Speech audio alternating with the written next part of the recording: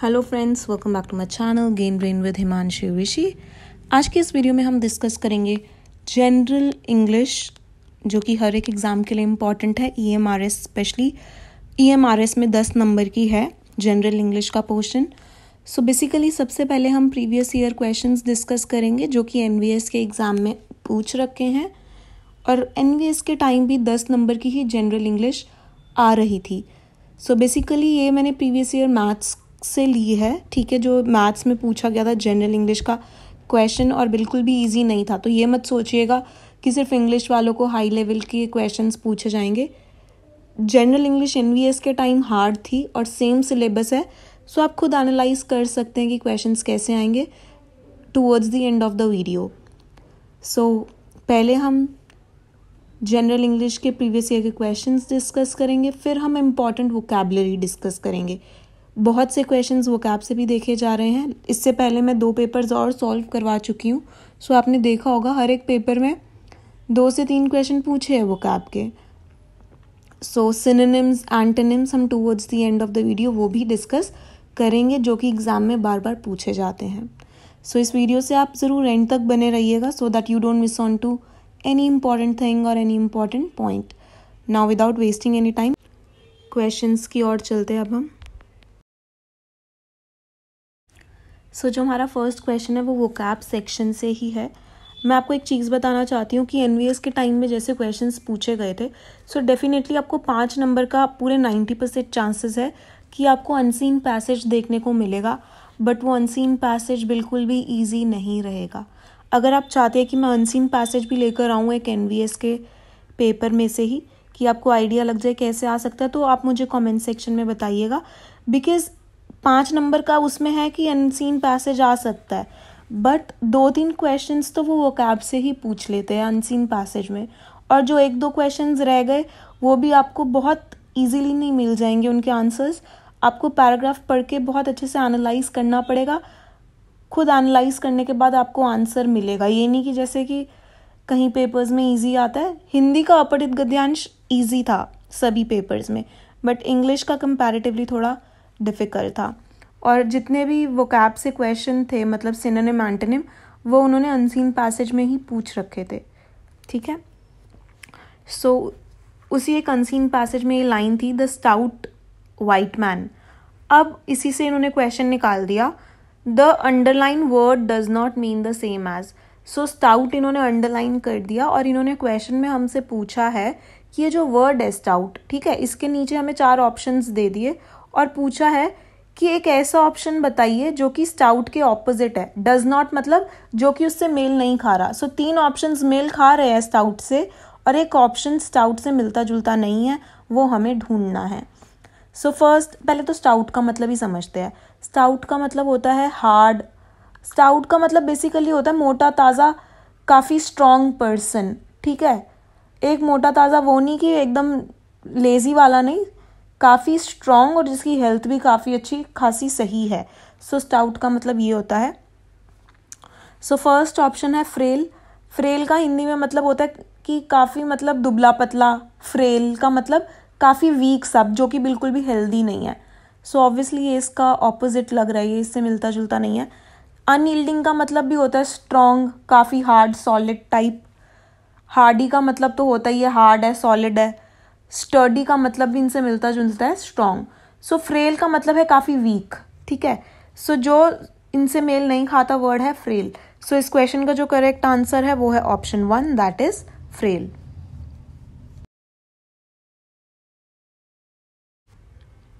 Next ये preposition से question है। अगर आपने मेरी पहले की इंग्लिश की सीरीज़ की वीडियोस देखी हैं तो मैंने बहुत उस पर फोकस करके बताया कि जो फाइंड द एरर क्वेश्चंस आते हैं वो मोस्टली प्रेपोजिशन से आते हैं। सो आप देखिए ये भी एक प्रेपोजिशंस का ही क्वेश्चन है। सो इसमें बेसिकली हमें 4 पार्ट्स दे रखे हैं, एक सेंटेंस है, और हमें बताना है किसी एक सेंटेंस में ना गलती है, कौन से पार्ट में गलती है। If you care for geology there is work for you in the Himalayas to Ceylon. So if you care, ठीक है ये। सो ए पार्ट में तो गलती नहीं है। फॉर जियोलॉजी, अगर आप अपनी ज्योग्राफी की केयर करते हो तो फॉर जियोलॉजी भी ठीक है। There is work for you, ये भी ठीक है। In Himalayas to Ceylon, so जो गलती है ना वो पार्ट डी में है, और गलती क्या है, यहाँ पे इन नहीं आना था, यहाँ पे आना था from the Himalayas to Ceylon. अब आप मतलब अगर आप अपनी ज्योग्राफी की केयर करते हो तो आपके पास एक आपके लिए काम है हिमालय से लेके सिलोन तक। तो आपने सुना होगा फ्रॉम दिल्ली टू हरियाणा, ठीक है। सो बेसिकली हिंदी में हिमालय से लेकर सिलोन तक, तो उसकी जो यहाँ पे करेक्ट प्रपोजिशन आना चाहिए था वो फ्रॉम होना था, ठीक है, क्योंकि टू लगा दिया।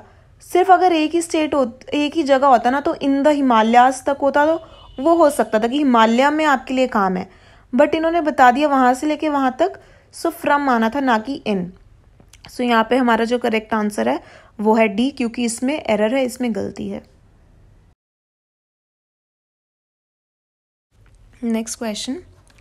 सो बेसिकली ये फ्रेजल वर्ब का क्वेश्चन है, और फ्रेजल वर्ब भी एक वोकैब का ही पार्ट है। सो पेपर में वोकैब से आपको 3 से 4 क्वेश्चंस देखने को मिल सकते हैं। 3 तो डेफिनेटली मिलेंगे ही, क्या पता 4 भी मिल जाए देखने को 10 में से। सो वोकैब अपनी स्ट्रॉन्ग करिए। Complete the sentence given below with the help of options that follow. So हमें एक सेंटेंस दिया है, इसको हमें कंप्लीट करना है। ये हमें 4 ऑप्शंस दिए हैं फ्रेजल वर्ब के, ठीक है। और फ्रेजल वर्ब ना बहुत कंफ्यूजिंग होते हैं, तो आपको पता होना चाहिए। A working party has been set up to dash the problem, look back the problem, look into the problem, look in the problem, या फिर look around the problem. So जो यहाँ पे करेक्ट फ्रेजल वर्ब होगा वो होगा look into the problem, ठीक है, प्रॉब्लम के अंदर देखने के लिए। अब लुक इन भी लग रहा होगा कईयों को, बट नहीं, ये फ्रेजल वर्ब है। हमेशा कभी भी हम ऐसी प्रॉब्लम की तरफ अगर गौर करते हैं तो हमेशा हम यही लिखते हैं look into the problem. So जो करेक्ट आंसर होगा यहाँ पे सेकेंड ऑप्शन होएगा। नेक्स्ट क्वेश्चन डिस्कस करने से पहले जल्दी से वीडियो को लाइक कर दीजिए अगर पसंद आ रही है तो। एंड में ज़रूर कमेंट सेक्शन में बताइएगा वीडियो कैसी लगी, क्वेश्चंस कैसे लगे, वर्ड्स जो हम पढ़ेंगे आगे सिनोनिम्स एंटोनिम्स, तो बेसिकली अपना फीडबैक दीजिएगा एंड में। Next question, he could not write even a simple report. So basically ये सेंटेंस, अब इसमें करना क्या है हमें देखते हैं। In which of the following options has the voice in the above sentence been correctly change. हमें ये एक एक्टिव वॉइस में सेंटेंस दिया है जो कि है he could not write even a simple report. Active passive मैंने आपको कराया है, ठीक है, इससे पहले की वीडियोस में।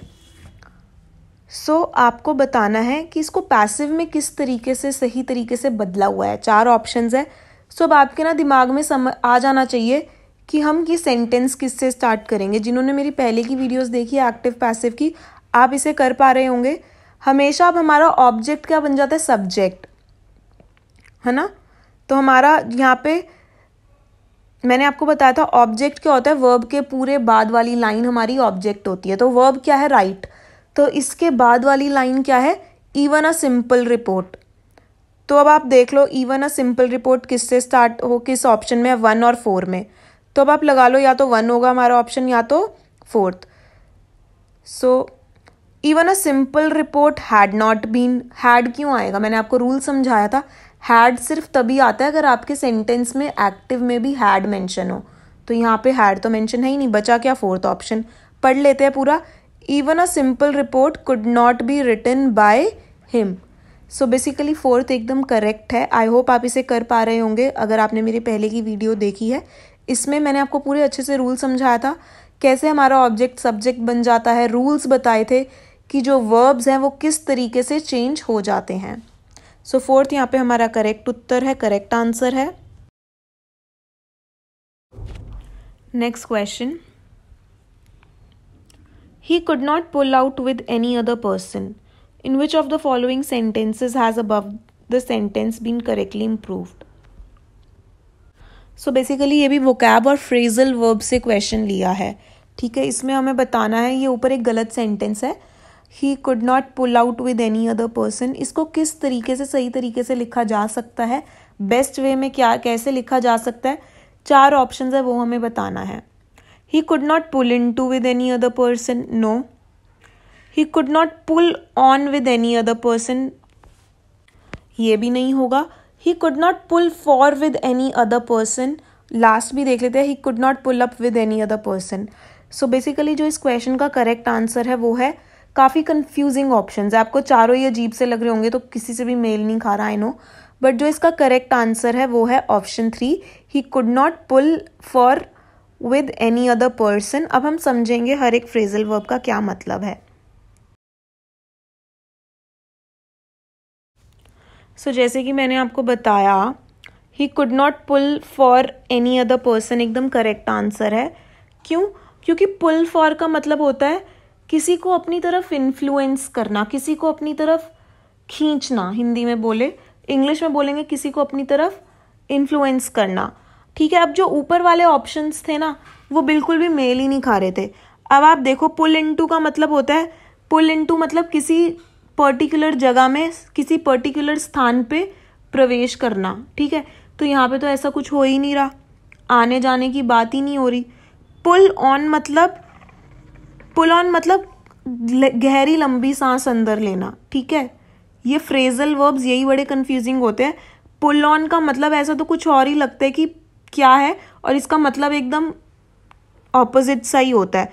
पुल मतलब भी खींचना, पुल इनटू, पुल ऑन, देखने में पुल ही है, बट ऑन लगा दिया, टू लगा दिया, इनटू लगा दिया, फॉर लगा दिया, सबका मतलब अलग. ठीक है. सो पुल अप का क्या मतलब होता है? किसी चीज़ को रोकना. तो यहाँ पे ना रुकने की बात हो रही है, ना हम कोई हवा अंदर खींच रहे हैं. जैसे हम सिगरेट वगैरह या कुछ भी पीते हैं तो हम इनहेल करते हैं ना, डीप ब्रीदिंग करते हैं. ठीक है. तो यहाँ पे वैसी भी बात नहीं हो रही. सो जो यहाँ पे सबसे, हम कह सकते हैं जो यहाँ पे सबसे अप्रोप्रिएट लग रहा है वो है फॉर. मतलब अपनी तरफ खींचना, अपनी तरफ इन्फ्लुएंस करना. सो जो यहाँ पे करेक्ट आंसर है वो यही होगा. He could not pull for with any other person. Next question. Restructure the following parts into a correct sentence.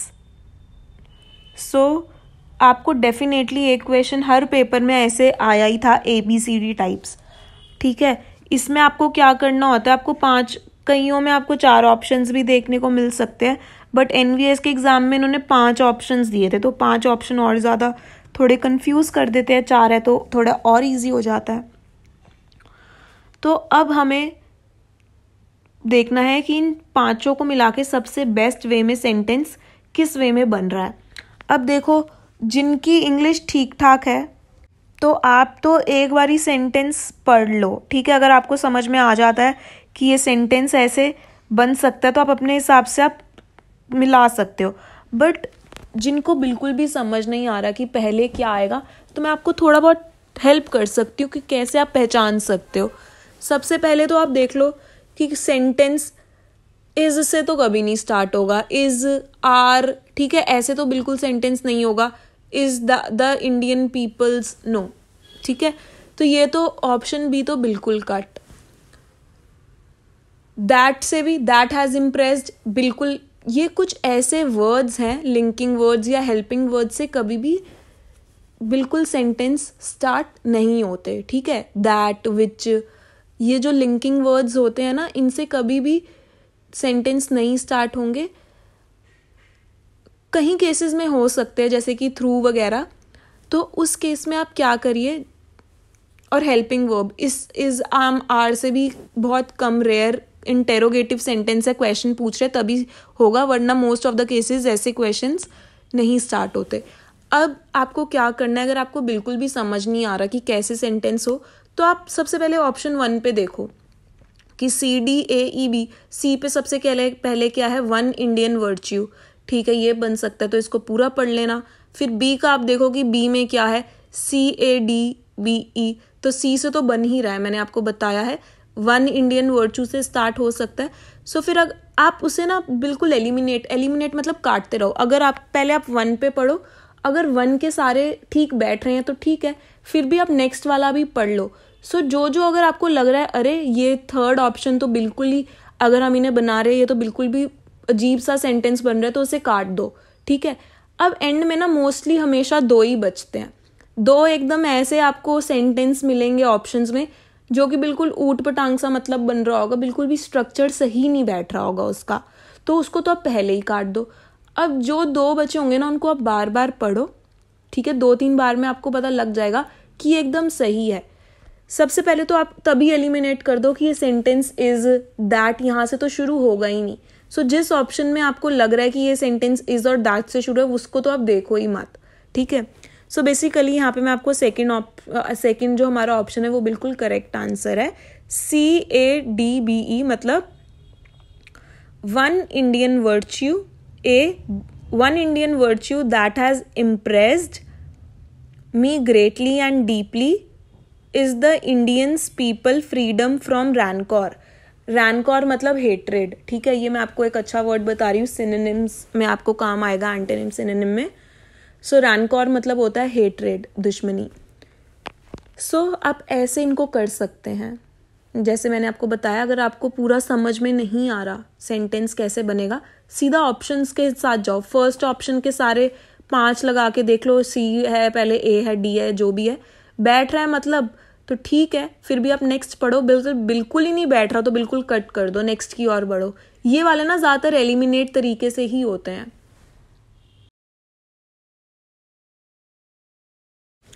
सो अब हम कुछ इम्पॉर्टेंट वर्ड्स डिस्कस कर लेते हैं, ठीक है, जो कि एग्ज़ाम में बार बार पूछे जाते हैं। मैं कोई भी ऐसे वर्ड्स नहीं कराती कि जो कभी किसी एग्ज़ाम में पूछे ना हो, हमेशा वही वर्ड्स मैं आपके लिए लेकर आती हूँ जो कि एग्ज़ाम में बार बार पूछे जाते हैं, जो कि अच्छे वर्ड्स हैं for exam point of view. So apathy बहुत इंपॉर्टेंट वर्ड है, इस पर आप डबल स्टार लगा लो। एपैथी का मतलब होता है उदास होना, ठीक है, होपलेसनेस। तो जब हमारी होप्स ख़त्म हो जाती हैं, हम उदास हो जाते हैं ना, निराश होना हिंदी में बोल सकते हैं। सो इसके सिनोनिम्स देखो, सिनोनिम मतलब इसके सिमिलर वर्ड्स, एंटोनिम मतलब इसके ऑपोजिट, उल्टे वर्ड्स। सो जो एपैथी के सिनोनिम है वो है अनकंसर्न और इंडिफरेंस। इंडिफरेंस का मतलब भी यही होता है जब आप किसी की तरफ ध्यान नहीं दे रहे, होप नहीं है किसी भी चीज़ के लिए, ठीक है। इंडिफरेंस बहुत आपको ऑप्शंस में देखने को मिलता है, एपैथी आपको बहुत ऑप्शंस में देखने को मिलता है, और इसका जो एंटोनिम उल्टा हो जाएगा वो होगा किसी की केयर करना, कंसर्न करना। अब देखिए एपरेंट, एपरेंट वर्ड आपने बहुत सुना भी होगा डे टू डे लैंग्वेज में, बट ज़्यादातर लोगों को मतलब नहीं पता होता इसका होता क्या है। एपरेंट का मतलब होता है एकदम साफ, क्लियर, ठीक है। अब इसके सिनोनिम्स देखो, clear, distinct, visible, conspicuous, obvious, evident. ये सारे ही इसके मिलते जुलते सिमिलर वर्ड्स हैं, और इनमें से भी जो इम्पॉर्टेंट वर्ड है वो कॉन्स्पिक्यूअस है। कॉन्स्पिक्यूअस वर्ड एग्जाम में आपको देखने को मिलता है, और इसका क्या मतलब है, एकदम क्लियर, क्लैरिटी, साफ, स्पष्ट। सिंपल लैंग्वेज में बोलो तो बड़ा ऑब्वियस है ना। एविडेंट भी इंपॉर्टेंट वर्ड है। अब इसके ऑपोजिट देखो, हिडन, इनविजिबल, बिहाइंड, एम्बिगुअस और ऑब्सक्योर। डबल स्टार लगा लो, बहुत इंपॉर्टेंट वर्ड है। जो बच्चे मतलब जो भी कैंडिडेट्स है, अगर आप और एग्जाम की भी तैयारी कर रहे हो, आई एम श्योर आपने इससे पहले अगर वर्ड्स देखे होंगे तो आपने देखा होगा कि एम्बिगुअस, एपैथी, ऑब्सक्योर, ये वर्ड्स एग्जाम में बहुत आते हैं। सो एम्बिगुअस, ऑब्सक्योर, इन दोनों का क्या मतलब है, जो कि आपको क्लियर नहीं है चीज़। मिस्टीरियस, सीक्रेट, अनसर्टन, ये सारे वर्ड्स सबको पता ही होते हैं, ये इंपॉर्टेंट नहीं है। बस ambiguous, obscure, apparent, conspicuous, evident, ये सारे इंपॉर्टेंट वर्ड्स हैं यहाँ पे। थर्ड वर्ड देखिए आर्डेंट। आर्डेंट भी इंपॉर्टेंट है। आर्डेंट का मतलब होता है उत्साही, मतलब एक्साइटेड, ठीक है, काफ़ी उत्साह से भरा हुआ। सो इसके सिनोनिम्स देखो, eager, devoted, intense, excited, passionate का भी यही मतलब होता है, काफ़ी एक्साइटमेंट के साथ। अर्नेस्ट, अर्नेस्ट बहुत इंपॉर्टेंट है। अर्नेस्ट भी मतलब with full vigour, with full excitement, zealous, zeal, ये सारे ही वर्ड्स का मतलब है काफ़ी एक्साइटेड होना, उत्साह से भरा। अब जो इसके एंटोनिम्स है वो है इनडिफरेंट। इनडिफरेंट मतलब किसी मतलब नॉट इंटरेस्टेड। इनडिफरेंट का मतलब होता है नॉट इंटरेस्टेड सिंपल लैंग्वेज में। स्लगिश, एपैथेटिक, लेथार्जिक, डल, मतलब जब ये सारे ही उसका मतलब निराशा है ना, एक तो होता है बहुत एक्साइटेड, उत्साह से भरे हुए, इसका ऑपोजिट होगा बिल्कुल भी एक्साइटमेंट नहीं है, काफ़ी निराशा से भरे हुए, तो अभी तो आप में बिल्कुल भी एक्साइटमेंट नहीं है ना। तो यहाँ पे स्लगिश और इनडिफरेंट, एपैथेटिक, ये हम सब ऊपर वर्ड्स पढ़ चुके हैं, एपैथी एपैथेटिक से ही बना है। सो नेक्स्ट एरेगन, सॉरी एरेन, एरेन, एरेन का मतलब होता है कलंक लगाना, किसी पे ब्लेम करना, किसी पे चार्ज करना, ठीक है। और इंडिक्ट, आप देखिए इसके जो लास्ट सिनोनिम है इनक्रिमिनेट, बट इंडिक्ट इंपॉर्टेंट है। इंडिक्ट का मतलब क्या होता है, किसी पे दोष लगाना, किसी पे ब्लेम लगाना। और जो इसका एंटोनिम मतलब जो इसका उल्टा है वो है एक्सक्यूपुलेट या फिर पार्डन, मतलब किसी को दोष मुक्त करना। सो पार्डन और एक्सक्यूपुलेट दोनों ही इंपॉर्टेंट है, मतलब दोष मुक्त करना। असेंड भी इंपॉर्टेंट है नेक्स्ट वर्ड। सो जितने भी मैं आपके लिए वर्ड्स लाई हूँ ना, ये सारे बहुत इंपॉर्टेंट वर्ड्स है एग्जाम पॉइंट ऑफ व्यू से। असेंड का मतलब होता है बढ़ना, ठीक है। असेंडिंग ऑर्डर आपने सुना होगा बचपन में मैथ्स में। सो छोटे से ऊपर जाना, बढ़ना, धीरे धीरे धीरे, ठीक है, छोटा उससे बड़ा फिर सबसे बड़ा। सो ये होता है क्लाइम। क्लाइम भी तो हम कैसे करते हैं, सीढ़ियाँ हम क्लाइम करते हैं ना, सबसे छोटी सीढ़ी फिर उसके ऊपर ऊपर। सो एस्केलेट का भी यही मतलब होता है। एस्केलेटर्स आपने देखा होगा मॉल्स में, चलने वाली जो सीढ़ी होती है उसको एस्केलेटर बोलते हैं। सो एस्केलेट का भी यही मतलब होता है, छोटे से आगे बढ़ना, ऊपर ऊपर जाना। डिसेंड, इसका ऑपोजिट हो जाएगा डिसेंडिंग ऑर्डर, मतलब डिसेंड ऊपर से नीचे आना। और डिक्लाइन, डिक्लाइन भी क्या होता है, अच्छे से कम कम होके बुरा होना, मतलब पीछे बढ़ना। नेक्स्ट बहुत इंपॉर्टेंट वर्ड है, इस पे स्टार लगा लो, एसिडियस। ये एनवीएस के एग्जाम में किसी में पूछा गया था, आई गेस इंग्लिश के एग्जाम में ये वर्ड आया था, एसिडियस। एसिडियस का मतलब होता है परिश्रमी, मतलब काफ़ी ज़्यादा परिश्रमी इंसान, काफ़ी ज़्यादा हार्ड वर्किंग इंसान। सो इंडस्ट्रियस, एक्टिव, डिलीजेंट बहुत इंपॉर्टेंट वर्ड है। मतलब ये एग्ज़ाम में इतनी बार पूछा गया है कि अब तो पूछना ही सबने बंद कर दिया, क्योंकि इतना कॉमन हो गया ये वर्ड। सो डिलीजेंट इंपॉर्टेंट वर्ड है। Devoted, tireless, laborious, careful, attentive, ये सारे ही एसिडियस के सिनोनिम्स हैं, या फिर जो करेक्ट प्रोनाउंसिएशन है वो है सिनोनिम्स। और इसके जो एंटोनिम्स है वो है नेग्लिजेंट। नेग्लिजेंट मतलब सुना होगा आपने ज़्यादातर लोगों ने, कि जब आप कोई काम ध्यान से नहीं करते हो। सो नेग्लिजेंट, लेजी, स्लगिश। स्लगिश का क्या मतलब होता है, काफ़ी लेथार्जिक, आलस से भरा हुआ इंसान। आइडियल मतलब खाली। इंडोलेंट मतलब, इंडोलेंट का भी वही मतलब होता है, काफ़ी आलसी इंसान, ठीक है। जो आलसी इंसान होगा क्या वो एसिडियस परिश्रमी होगा? नहीं, तो तभी ये इसका ऑपोजिट है, एंटोनिम है। सो नेक्स्ट वर्ड देखिए, ये भी बहुत इंपॉर्टेंट है, ऑडिशियस। ऑडिशियस का मतलब होता है साहसी, काफ़ी ब्रेव इंसान, बोल्ड। सो जो इसके सिनोनिम्स है ये भी आ रखे है किसी एग्जाम में, इंट्रेपिड। इंट्रेपिड इंपॉर्टेंट है, इसका मतलब काफ़ी brave, courageous, adventurous, daring. Truth and dare खेला होगा, डेयर मतलब अगर आप में साहस है तो आप वो काम करके दिखाओ, ठीक है। बोल्ड, करेजियस, इंसॉलेंट इंपॉर्टेंट है, और इम्प्यूडेंट। इम्प्यूडेंट भी बहुत इंपॉर्टेंट वर्ड है। सो इधर जो इंपॉर्टेंट है वो है इंटरपिड, इंसोलेंट, इम्प्यूडेंट। और जो इसके ऑपोजिट्स है वो भी हम देखते हैं। कर्टियस, हम्बल, मतलब काफ़ी शांत, ठीक है। बोल्ड नहीं बट पोलाइट। मॉडेस्ट, मॉडेस्ट मतलब वही काफ़ी एकदम शांत बंदा। फियरफुल, डरपोक भी कह सकते हैं, बोल्ड का ऑपोजिट डरपोक भी हो सकता है। और टिमिड, टिमिड का मतलब भी एकदम फियरफुल का मतलब जो इंसान बहुत डरा डरा रहता है ना, गुमसुम तो नहीं बोलूँगी, सहमा सा, तो वो टिमिड बोलते हैं हम उसे, ठीक है। नेक्स्ट है ऑडिसिटी। ऑडिसिटी भी बहुत इंपॉर्टेंट वर्ड है। ऑडिसिटी का मतलब होता है गुस्सा करने वाला इंसान। सो बोल्डनेस, एरोगेंस, करेजियस। करेज तो नहीं होना चाहिए यहाँ पे, बट जो एरोगेंस है ना, ऑडिसिटी मतलब काफ़ी घमंडी इंसान, उसमें फुल ऑफ एरोगेंस। अब जो इसका एंटोनिम हो जाएगा वो होगा डरपोक, जिसमें हिम्मत नहीं है। और माइल्डनेस, माइल्डनेस का मतलब भी काफ़ी शांत, नेक्स्ट आ जाओ ऑस्पिशियस। ऑस्पिशियस ज़्यादातर लोगों ने सुना होगा, ऑस्पिशियस का मतलब होता है शुभ, ठीक है।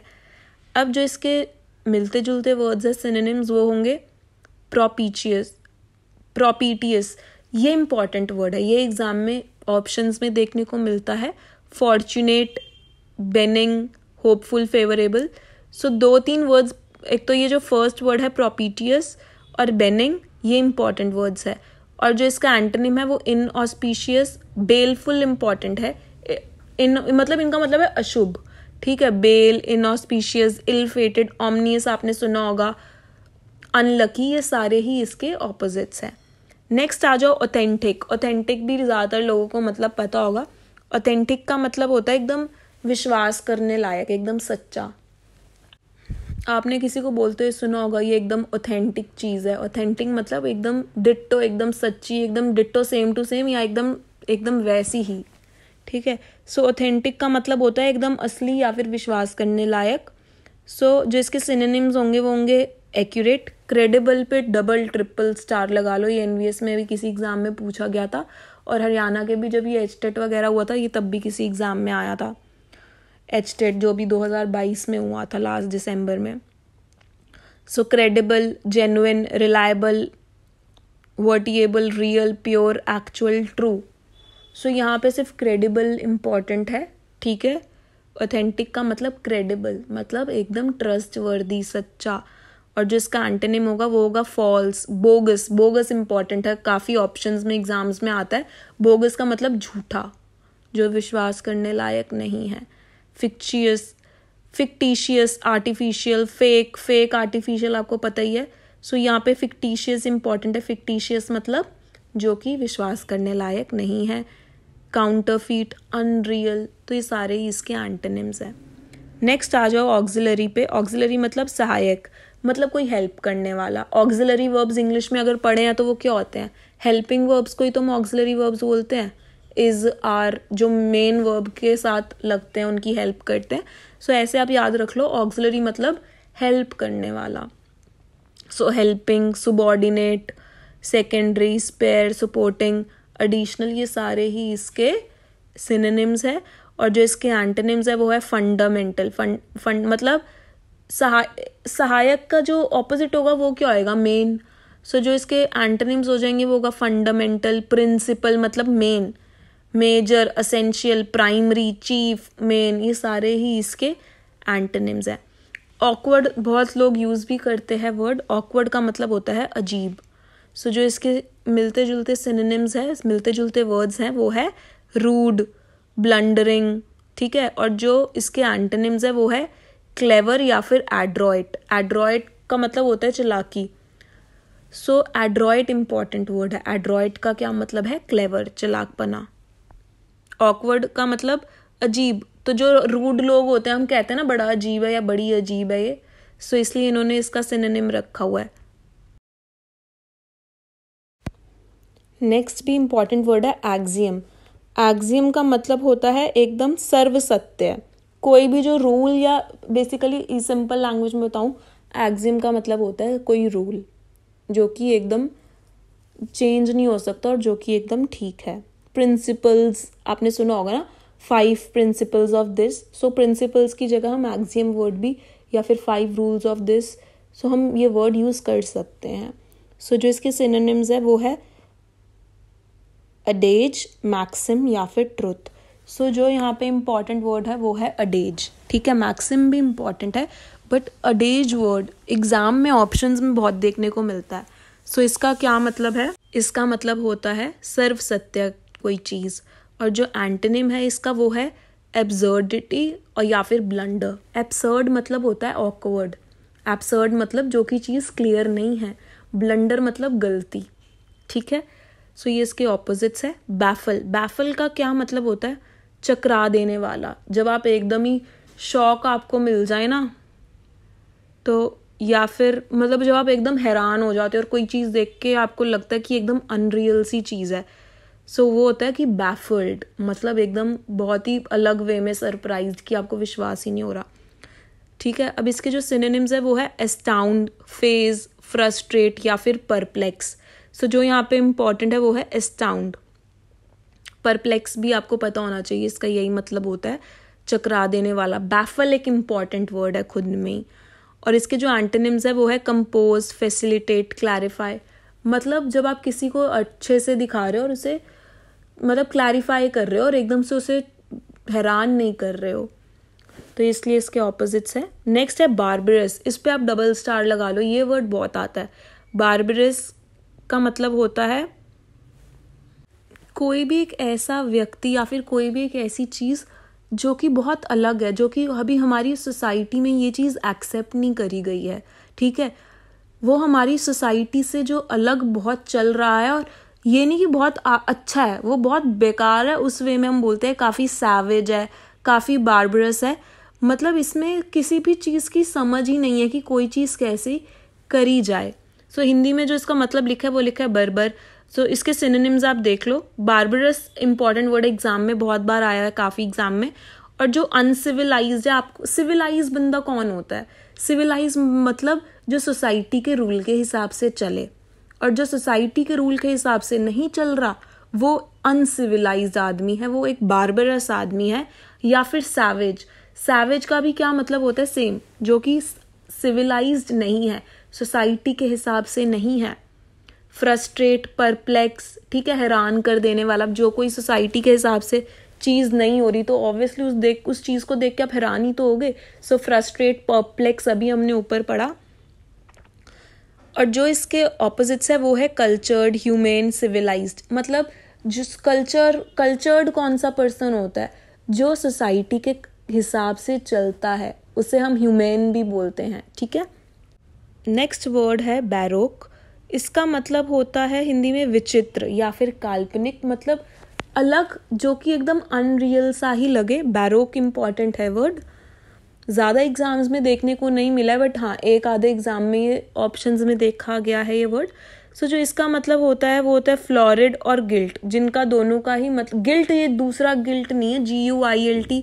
वो गिल्ट तो होता है कि जब हमसे कोई गलती हो जाए और उस गलती की हमें बार बार ही बुरा लगता रहे, वो गिल्ट अलग है। बट जो ये GILT और ये फ्लोरिड है, इसका मतलब है विचित्र, एकदम अलग। और जो अनोखा भी बोल सकते हैं। और जो इसके ऑपोजिट्स है वो है प्लेन, मतलब एकदम सिंपल, कोई चीज़ अलग नहीं है, काफ़ी प्लेन है, काफ़ी सिंपल सी है। या फिर अनएडॉर्न्ड। अब देखो अडॉर्न का मतलब क्या होता है? काफ़ी सजा हुआ, काफ़ी सुंदर, ठीक है। अनअडॉर्न्ड मतलब जो कि काफ़ी सिंपल सा है, बिल्कुल भी सजा नहीं हुआ, काफ़ी एकदम सिंपल टाइप्स, तो इसलिए इसका एंटोनिम है ये। बैरन का मतलब है बांझ, मतलब कोई भी ऐसी जगह जहाँ पे मतलब कुछ भी उगा नहीं सकते, उपजाऊ चीज़ नहीं है जो, ठीक है, उसे हम बोलते हैं बैरन। अब जो इसके सिनोनिम्स है वो है डेसोलेट। बैरन एग्जाम में आता है, डेसोलेट भी एग्जाम में आता है, स्टेराइल का मतलब एग्जाम में आता है, ठीक है। जो डिजर्ट है, रेगिस्तान, वहाँ पे उपजाऊ जमीन नहीं होती ना, तो इसलिए इसका सिनोनिम है चाइल्डलेस, बेयर मतलब खाली, ठीक है, अनप्रोडक्टिव, डल। सो ये सारे ये वर्ड्स का, जितने भी हमने वर्ड्स पढ़े, इनका यही मतलब है, यहाँ पे कुछ उग नहीं सकता, कुछ भी प्रोडक्शन नहीं हो सकती। इसके जो एंटोनिम्स है वो है डैम्प, फर्टाइल, यील्डिंग, फेकंड, प्रोडक्टिव, फ्रूटफुल। इन सब, डैम्प इंपॉर्टेंट वर्ड है, इन सभी का ही मतलब है जहाँ पे प्रोडक्शन हो सकती है, उपजाऊ जो चीज़ है। नेक्स्ट है बैरियर। बैरियर मतलब रुकावट। सो जो बैरियर के सिनोनिम्स मिलते जुलते वर्ड है वो है barricade, obstacle, road block, bottleneck, impediment. So impediment एक नया वर्ड है। इस बैरियर और सारे वर्ड्स आपने सुने ही होंगे, बैरियर भी आपने सुना होगा। सो जो यहाँ पे न्यू वर्ड है वो है इम्पीडेमेंट। इम्पीडेमेंट का मतलब होता है रोकना, किसी चीज़ में रुकावट डालना। सो ये आप देखो, आपको ना ही यहाँ पे अलग से एंटोनिम्स पढ़ने की ज़रूरत है, नहीं तो बुक्स में आपको मिलेंगे सिर्फ सिनोनिम्स, ठीक है, 20, 25, 30 पेजेस में सिर्फ सिनोनिम, और अलग से 20, 25 पेजेस में फिर उनके एंटोनिम्स। सो यहाँ पे आप देखो हिंदी मीनिंग भी मैंने लिखा है, यहाँ पे आपको सिनोनिम्स भी सामने है और उनके एंटोनिम्स भी। एग्जाम में सीधा सिनोनिम है तो एंटोनिम पूछेंगे, एंटोनिम है तो उसका सिनोनिम पूछेंगे। सो अगर आप इस वे से पढ़ोगे आपको बिल्कुल भी दिक्कत नहीं होगी। बस आप मेरी पहले की वीडियोस भी देखना, उनमें भी मैंने इसी प्रकार के इसी तरीके के इम्पॉर्टेंट वर्ड्स करा रखे हैं. सो मेक श्योर कि आप कोई भी इम्पॉर्टेंट वर्ड मिस ना कर दो, क्योंकि एग्जाम में यही वर्ड्स पूछे जाते हैं. और मेरे पास आगे और भी बहुत सारे ऐसे वर्ड्स हैं. सो बैरन हमने कर लिया. बैरियर भी, बैरियर के हम एंटोनिम देख रहे थे. बैरियर के जो एंटोनिम होते हैं वो होते हैं लिंक, असिस्टेंस या हेल्प. सो जब हम किसी को रोक नहीं रहे तो उसको लिंक कर रहे हैं, ठीक है, उसको बढ़ावा दे रहे हैं. असिस्ट का मतलब भी तो हेल्प करना ही होता है. नेक्स्ट आ जाओ बेस. जो बेस का मतलब है वो है खोटा, या फिर खोटा सिक्का आपने सुना होगा, या फिर तुच्छ मतलब एकदम बेकार, ठीक है. सो एक तो बेस होता है कि मतलब साइंस में आपने सॉलिड बेस वो वाला सुना होगा. नहीं तो जो सॉलिड चीज होती है ना, जो सबसे नीचे का पार्ट होता है, उसे भी हम बेस बोलते हैं. बट जो वैसे बेस का मतलब है वो होता है वल्गर, मतलब बहुत बेकार, तुच्छ, ठीक है. सो जो इसके सिनोनिम्स है वो है वल्गर या फिर कोर्स. यहाँ पे कोर्स के जो स्पेलिंग है COARSE. कोर्स का क्या मतलब है? काफी रूड, काफी बेकार, ठीक है. सो कोर्स एग्जाम में स्टार लगा लो, ये वर्ड इंपॉर्टेंट है. कोर्स का मतलब है रूड, बेकार, वल्गर, खराब, ठीक है. जो इसके एंटोनिम्स है वो है नोबल या फिर समिट. तो इन दोनों का ही क्या मतलब है? नोबल का मतलब आपको पता ही होगा, काफी अच्छा. सो बैटी, बैटी का मतलब पागल, स्टूपिड आपने सुना होगा. सो बैटी वर्ड आपने पहली बार सुन रहे होंगे, बट बैटी का जो अगर हम बोले किसी को पागल, हम हिंदी में बोल रहे हैं तो हम उसको बैटी इंग्लिश में बोल सकते हैं. या फिर हम बैटी की जगह जो इंग्लिश वर्ड है वो स्टूपिड बोल सकते हैं. इनसेन, सिली. इनसेन का क्या मतलब होता है? पागल. और जो इसका ऑपोजिट है वो सेन. सेन मतलब समझदार. नेक्स्ट वर्ड है बाउदी. अच्छा, आप मुझे कमेंट सेक्शन में ज़रूर बताइएगा अगर आपको ये वर्ड्स अच्छे लगे हैं, तो आप मुझे ज़रूर बताना कि अगर आप चाहते हैं कि मैं रोज़ कम से कम न्यू वर्ड्स, इतने सारे नहीं, एटलीस्ट मैं 15-20 वर्ड्स आपको रोज़ करा दूँ, so that I can do every day. If you want me to do it, आप मुझे कमेंट सेक्शन में ज़रूर बताना. सो ऑब्वियसली मैं 15-20 नहीं कराऊंगी, मैं ज़्यादा ही कराऊंगी अगर मैं लेके कराऊंगी, बैठूंगी करवाने. सो बट अगर आपको ये वर्ड्स पसंद आ रहे हैं, अगर लग रहा है कि आपके लिए वैल्यूएबल है, तो मुझे ज़रूर बताइएगा, तभी मैं कराऊंगी. क्योंकि आपके और एग्ज़ाम्स सिर्फ इसी एग्ज़ाम के लिए नहीं, अगर आप और भी फ्यूचर में एग्ज़ाम्स दोगे या सोच रहे हो, सभी जनरल इंग्लिश के एग्ज़ाम्स में ये वर्ड यही पूछे जाते हैं जो हम कर रहे हैं. सो इस पेज पे भी हम देखते हैं क्या है. बॉडी, ये वो बॉडी नहीं है शरीर वाला, BODY नहीं, बट बॉडी का मतलब है गंदा या फिर अश्लील. इसका भी वही हो गया, इरोटिक, क्योर्स, वल्गर, ठीक है. और जो इसके एंटोनिम्स है वो एकदम इसका ऑपोजिट हो जाएगा, काफ़ी डिसेंट या फिर मॉरल. सो समझना, बाउडी मतलब वल्गर, तुच्छ, अश्लील, कोर्स.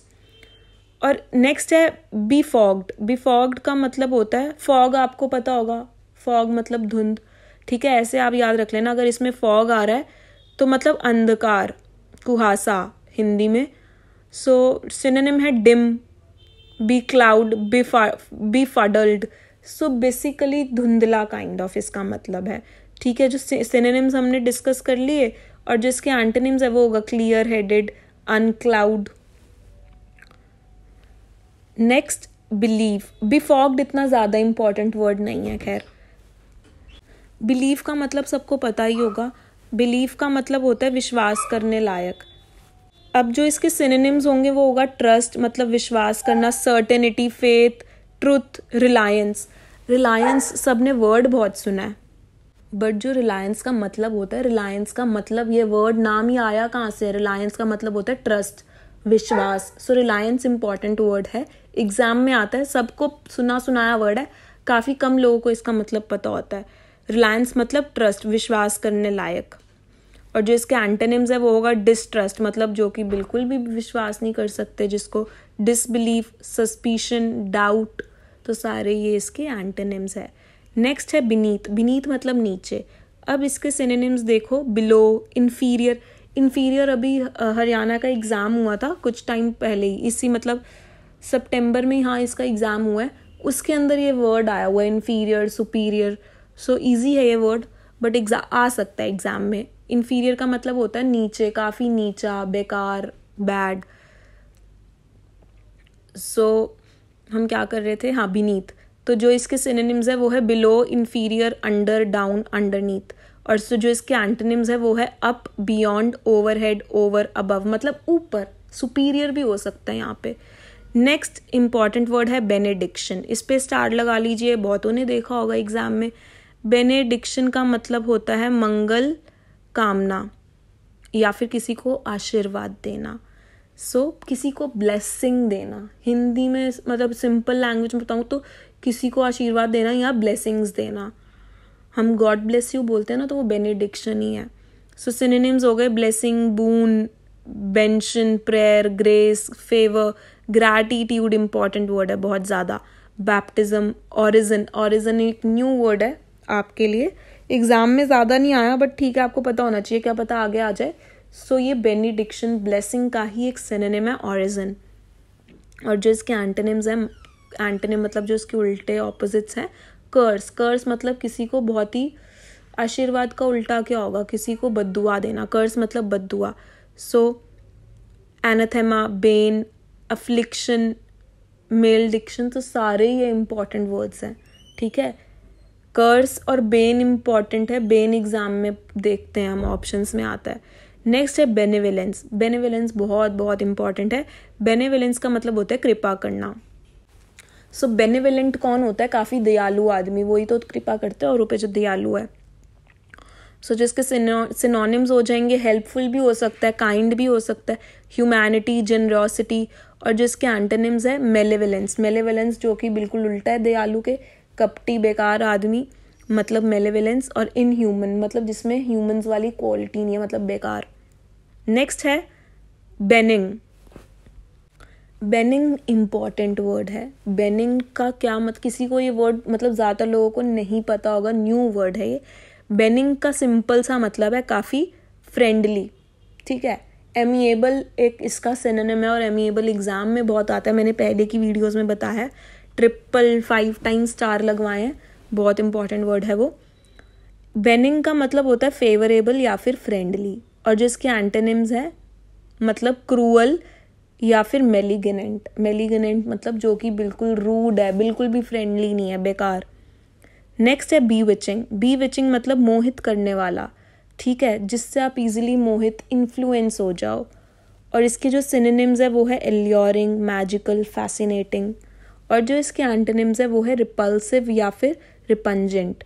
जो आपको चीज़ें मोहित नहीं कर रही होगी वो आपको रिपल्स कर रही है। रिपल्स मतलब आप किसी चीज़ से दूर भागो, है ना। और बीविचिंग मतलब किसी चीज़ से आप मोहित होकर उसके पास जाना चाह रहे हो।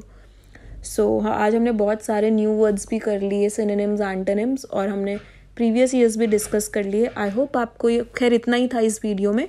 आई होप आपको ये वीडियो अच्छी लगी हो। कमेंट सेक्शन में ज़रूर बताइएगा कैसी लगी, एंड लाइक करना मत भूलिएगा अगर अच्छी लगी तो। Thank you so much for watching the video. Have a great day.